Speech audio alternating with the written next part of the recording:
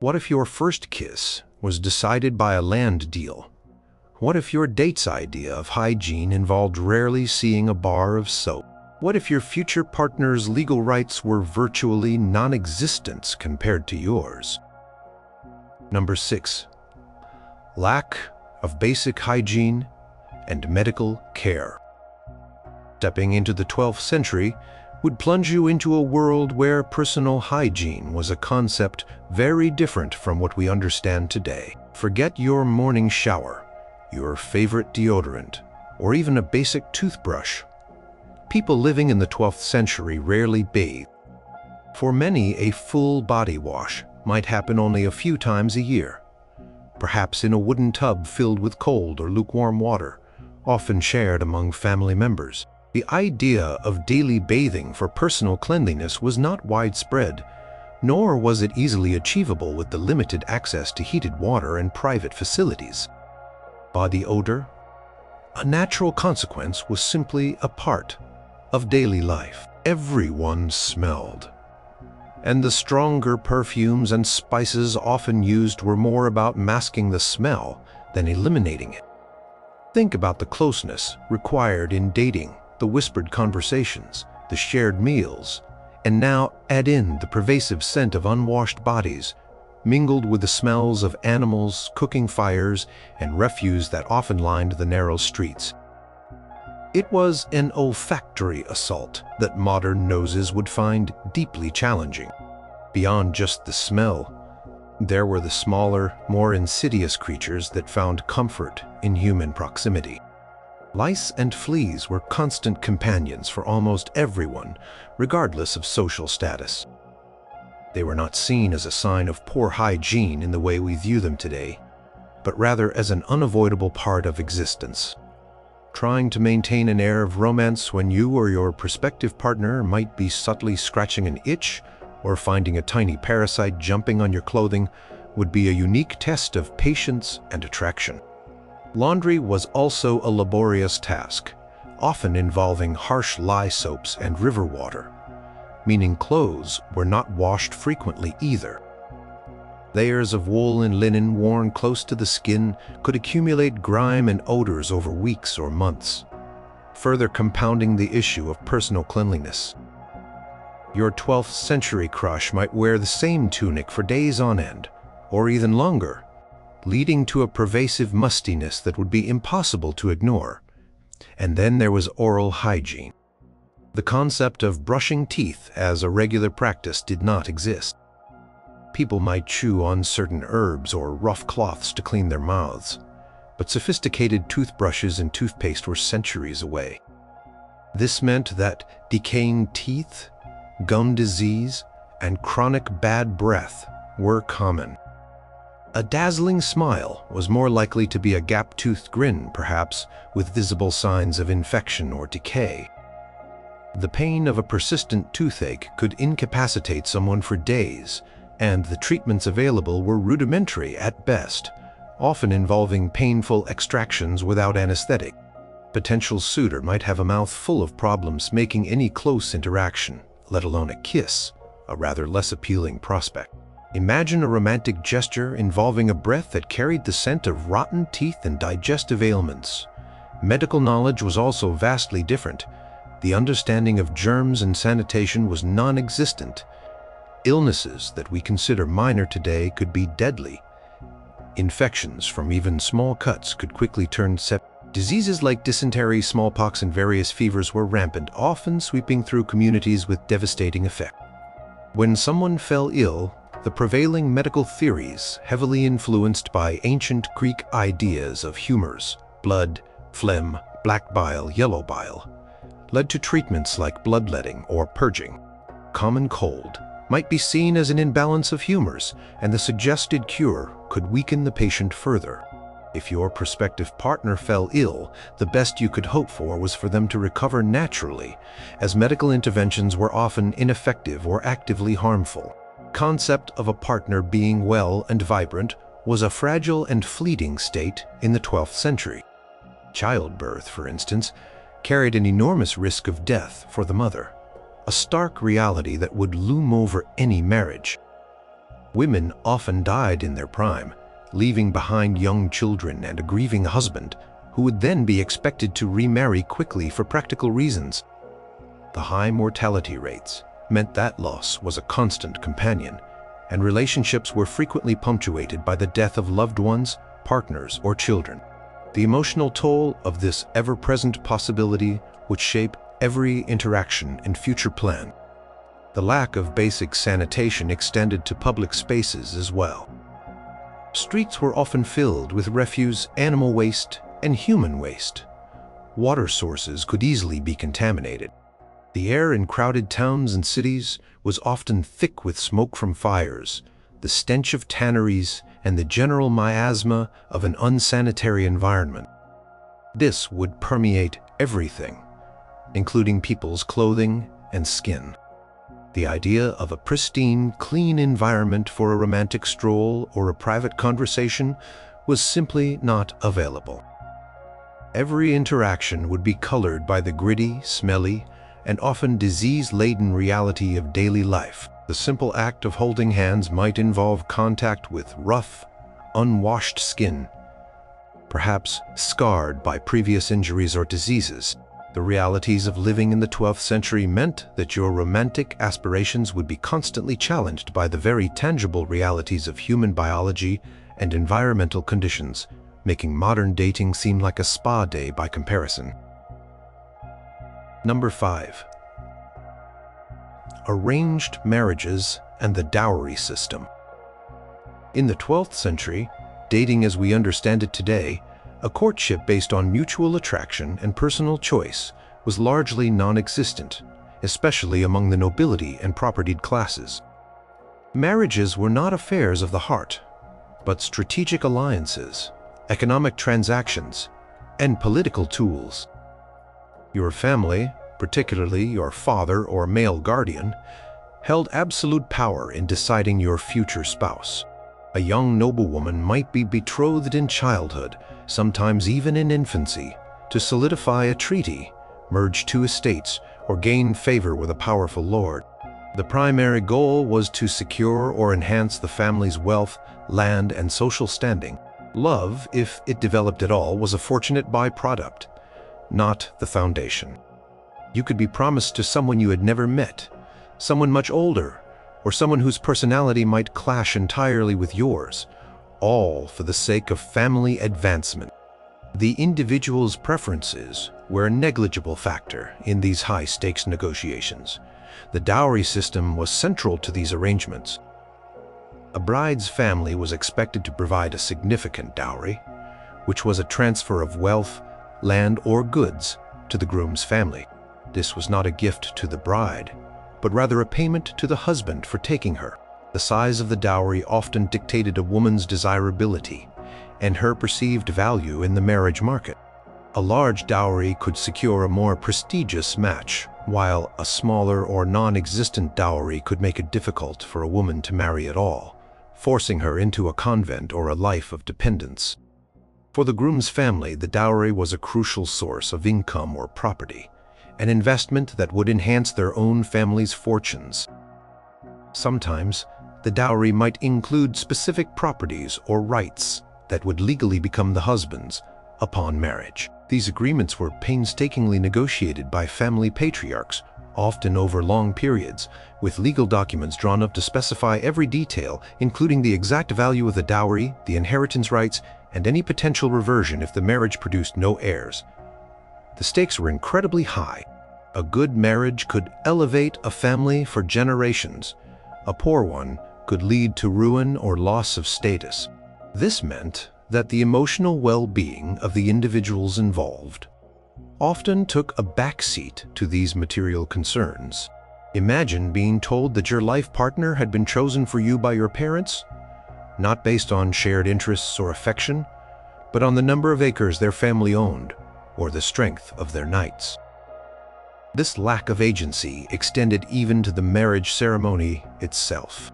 While the church increasingly emphasized consent, the reality was that young women particularly were often coerced into marriages they did not want.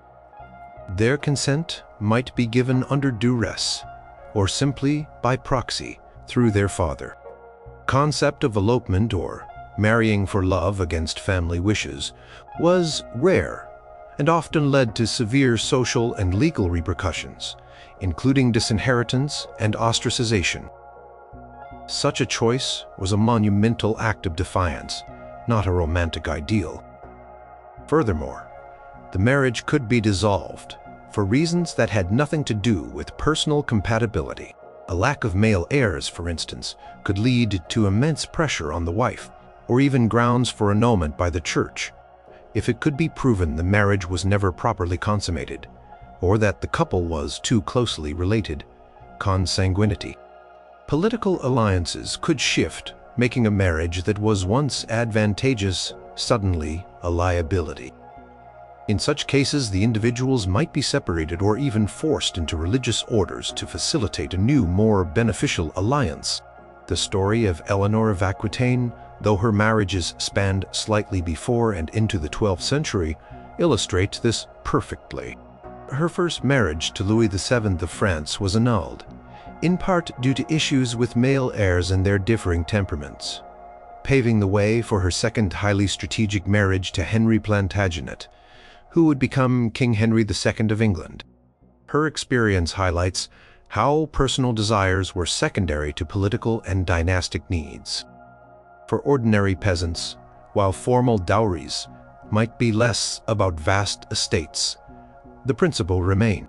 Marriages were often arranged within the village or neighboring communities to ensure the stability of labor on the land, or to combine meager resources. A young man might inherit his father's tenancy, and a wife would be chosen for her ability to work the fields, manage a household, and bear children who would contribute to the family's labor force. The economic viability of the union was paramount. There was little time or social space for romantic courtship. Life was hard, and survival depended on practical partnerships rather than fleeting emotions. The expectations placed on a wife were primarily domestic and productive, centered on managing the home, cooking, child-rearing, and often assisting with agricultural tasks. For a husband, it was about providing for the family, protecting them, and managing the land or trade. The concept of dating in the modern sense, with its emphasis on getting to know someone's personality, shared interests, and emotional connection, simply did not fit into this transactional and functional framework of marriage. Your partner was chosen for you, and your role was to make the best of it, focusing on duty, responsibility, and the continuation of your lineage and your family's economic standing. Number 4.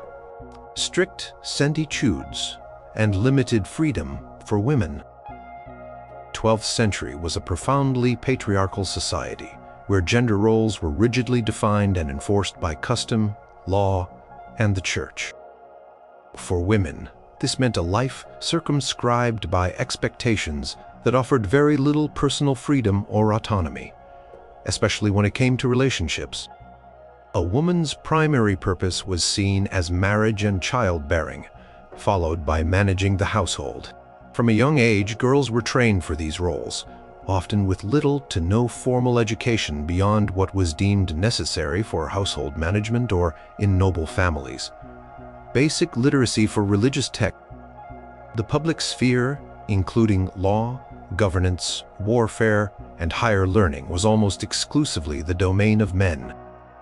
This stark division meant that women had extremely limited opportunities to interact with men outside of their immediate family, let alone engage in casual social interaction or courtship.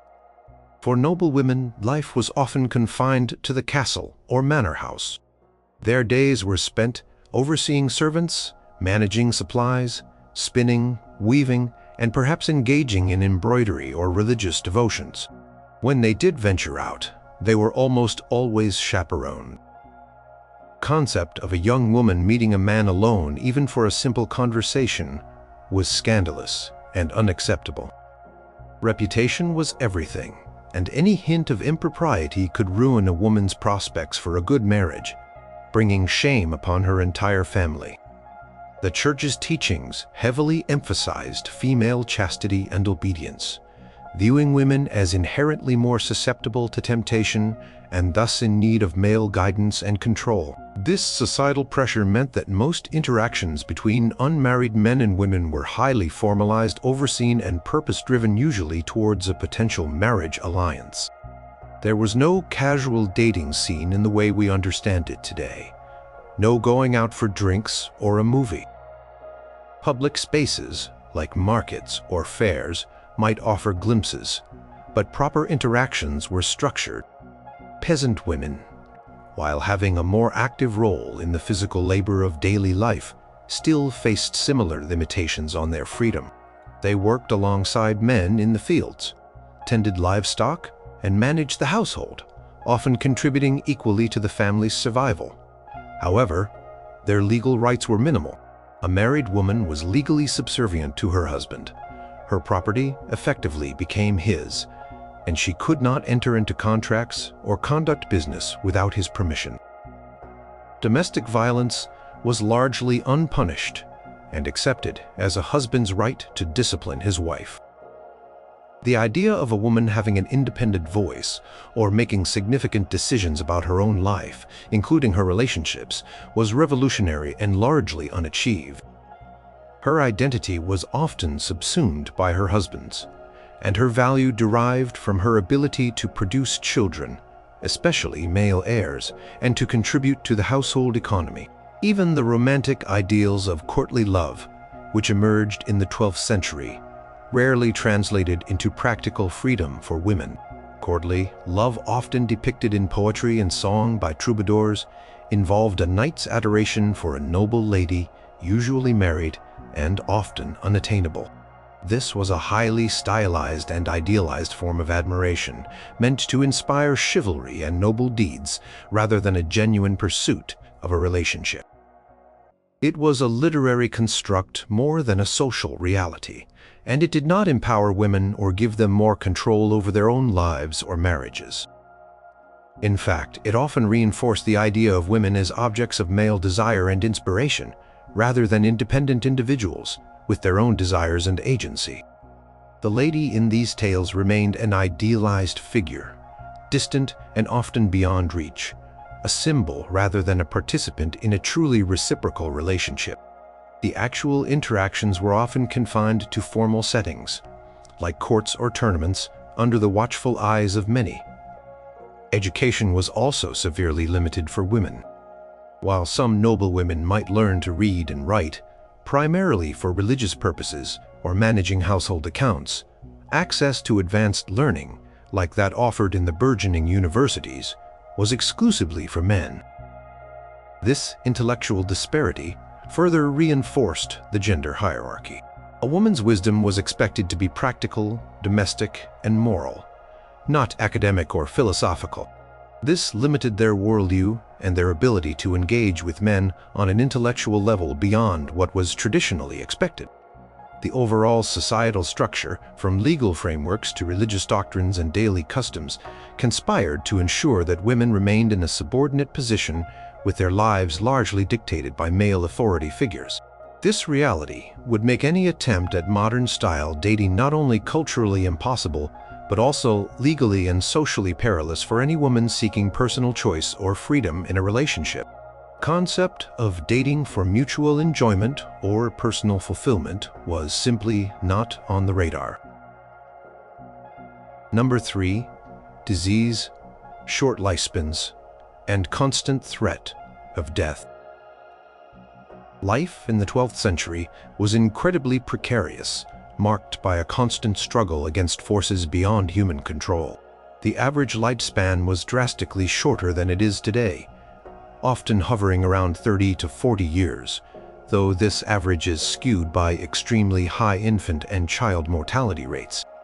If you survived childhood, you had a better chance of reaching adulthood, but even then, old age was a luxury few experienced. This omnipresent threat of death would profoundly shape every aspect of life, including relationships and dating. Imagine embarking on a courtship knowing that your potential partner, or even you, might not live to see your next birthday.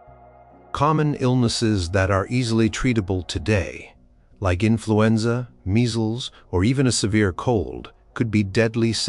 Dysentery, a widespread intestinal infection caused by unsanitary conditions, was a constant killer. Smallpox, tuberculosis, and various fevers could sweep through communities, decimating populations. Without modern medicine, antibiotics, or understanding of germ theory, people were largely helpless against these onslaughts. A simple cut could lead to a fatal infection. A difficult childbirth could claim the life of the mother. It was a world where sudden, unexpected loss was not an anomaly, but a regular occurrence. This high mortality rate meant that relationships were often fleeting.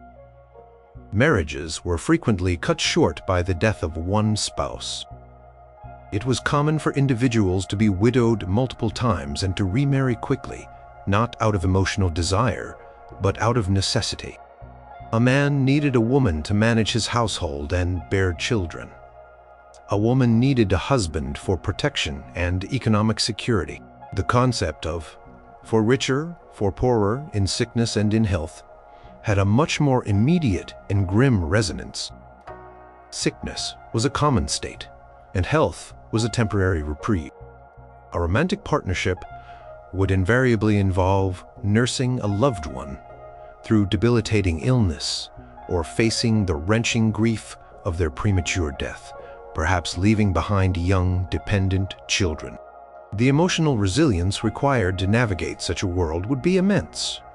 Beyond disease, there were other pervasive threats. Famine was a recurring specter.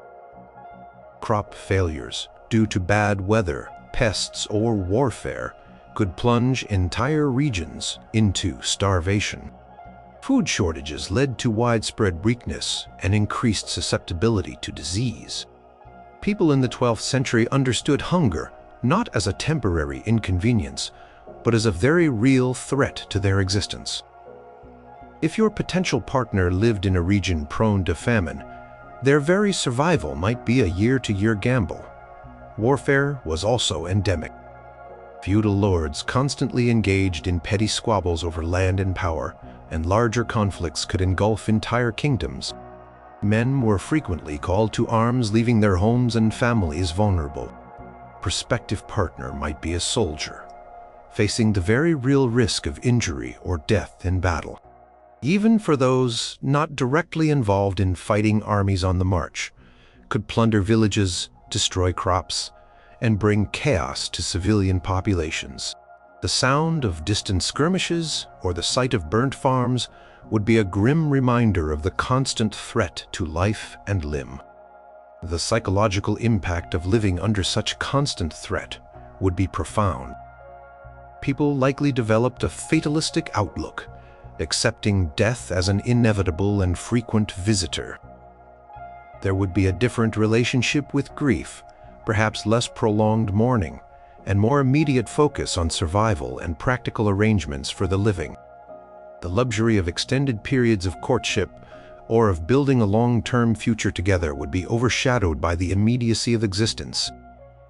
Every moment of health, every successful harvest, every child who survived infancy would be a precious gift, not a given. Pursuit of romantic love, with its emphasis on future plans and shared experiences, would be constantly interrupted by the harsh realities of a life lived on the brink. Your romantic journey would be a gamble against the odds, with the knowledge that it could end abruptly at any moment, leaving you alone to face the unpredictable and often brutal world of the medieval era. The depth of personal connection might be intense due to shared adversity, but the joy of courtship would always be tinged with the shadow of potential loss.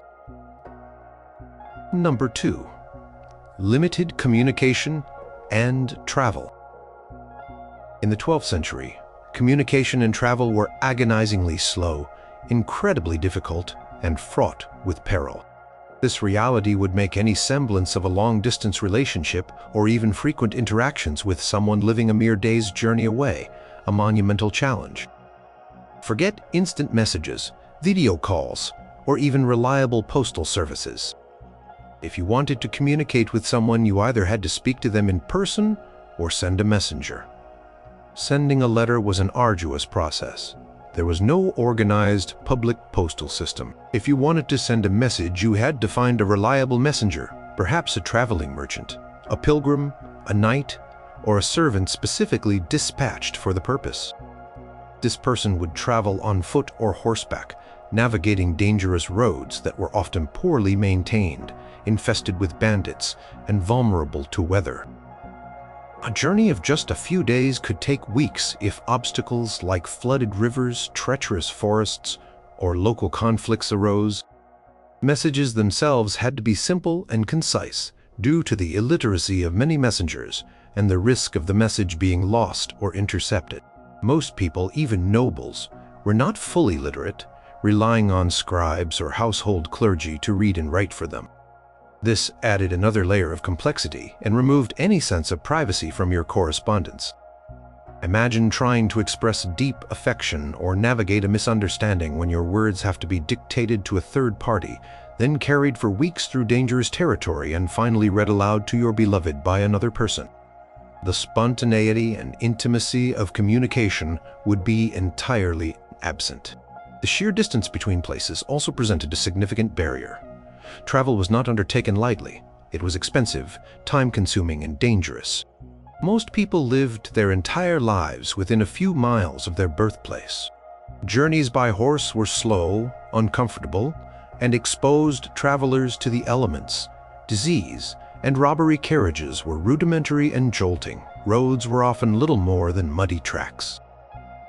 A journey that today takes a few hours by car could take days or even weeks. If your potential partner lived in a different village, or worse, a different region, seeing them regularly would be almost impossible. Courtship would have to be conducted through infrequent visits, perhaps during specific festivals or tournaments, or through the slow, uncertain exchange of messages. The idea of a spontaneous date or a casual visit was simply not feasible. Each encounter would be a significant event, requiring planning, resources, and courage. Furthermore, privacy was a luxury very few could afford. In most households, whether a crowded peasant cottage or a bustling noble hall, true privacy was almost non-existent. Peasants often lived in one-room homes with their entire family, and perhaps livestock. Nobles lived in large, open halls, where servants and retainers were constantly present. Private bedrooms, as we know them, were rare. Even if you found a quiet corner, you could assume that anything you said or did would quickly become common knowledge. Whispers traveled fast in close-knit communities. For a couple seeking to get to know each other intimately or to express private affections, the constant presence of others would be a significant hurdle. There were no secluded cafes, no quiet parks, no private vehicles for a romantic drive. Every interaction was observed, commented upon, and became part of the public narrative. Maintaining a secret romance, or even a discreet courtship, would be an extraordinary feat, fraught with the risk of social judgment, or worse. The lack of mass media meant that information about potential partners from outside your immediate community was scarce and unreliable. You would rely on word of mouth, perhaps from a traveling merchant or a returning pilgrim, to learn about eligible individuals in other areas. Reputations, true or exaggerated, preceded people. This limited the pool of potential partners significantly, often confining choices to those within a small geographic radius, unless a formal, pre-arranged marriage extended beyond those boundaries. The vastness of the world, unexplored and largely unknown, further emphasized the isolation of communities. The concept of swiping right on someone hundreds of miles away based on a shared interest was utterly inconceivable. Your dating pool was your village, or perhaps the few neighboring villages reachable within a day's ride, and everyone knew everyone else's business. This lack of mobility and communication would make the very act of finding a suitable partner, let alone falling in love, an exercise in incredible patience, logistical planning, and often sheer luck. Number 1. The Church's pervasive influence on relationships. In the 12th century, the Roman Catholic Church was not just a religious institution. It was the dominant force in society, shaping law, morality, education, and every aspect of daily life, especially relationship. Its teachings and decrees profoundly influenced courtship, marriage, and sexuality in ways that would be unimaginable in a modern secular context. Church held immense power over personal lives, dictating who could marry whom, when, and under what circumstances, and enforcing a moral code that emphasized sin, salvation, and the purity of the soul. Marriage, for the Church, was a sacrament, an indissoluble bond instituted by God. This meant that divorce, as we know it, was not possible. Annulments could be granted, but only under very specific and difficult-to-prove circumstances, such as lack of proper consent, non-consummation, or discovery of a pre-existing vow to God. These were not easy to obtain and often required significant legal maneuvering and political influence, making them inaccessible to the common person. Once married, you were married for life, regardless of personal happiness or compatibility. This absolute commitment, enforced by divine law, meant that choosing a partner was an even more weighty and irreversible decision, albeit one often made by others on your behalf. There was no escape clause, no chance to simply break up if things did not work out. The Church also exerted strict control over sexual morality. Sex was primarily viewed as being for procreation within the confines of marriage. Any sexual activity outside of marriage was considered a grave sin. Fornication, adultery, and any non-procreative sexual acts were condemned. This strict moral code meant that premarital relationships, or even casual physical intimacy, were highly taboo and could lead to severe social ostracism, penance, or legal punishment, especially for women. A woman who engaged in premarital sex could lose her reputation entirely, making it nearly impossible to secure a respectable marriage. Children born out of wedlock faced significant social stigma and limited legal rights. The fear of eternal damnation, a very real and pervasive belief, acted as a powerful deterrent against any deviation from the Church's sexual norms. Confession to a priest was a regular practice, and any transgressions would have to be admitted, leading to prescribed penances which reinforced the Church's authority over individual morality. Furthermore, the Church established specific prohibitions regarding marriage, consanguinity, or blood relationship was a major concern. The Church's rules on who was too closely related to marry were incredibly broad, extending to 7 degrees of kinship, meaning even distant cousins were often forbidden to marry. This often posed significant challenges, especially in small insular communities where everyone was somewhat related. Dispensation from these rules could be granted, but again, only with great difficulty and often at a high cost, typically reserved for the nobility. The discovery of such a forbidden kinship after marriage could lead to annulment, rendering the children illegitimate and casting a shadow over the family's honor.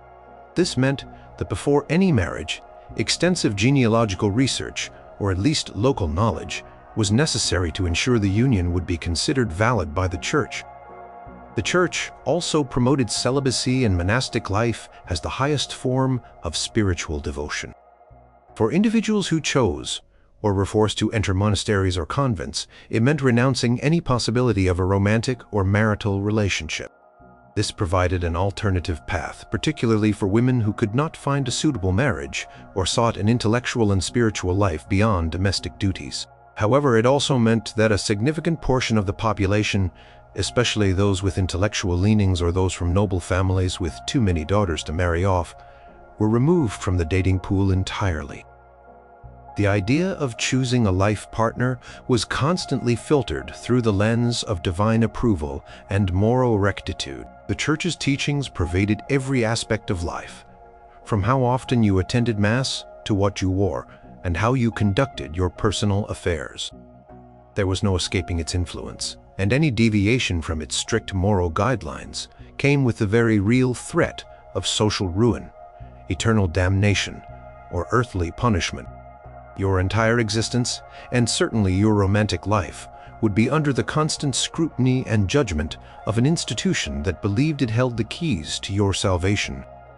This made dating not a matter of personal preference, but of profound moral and spiritual consequence.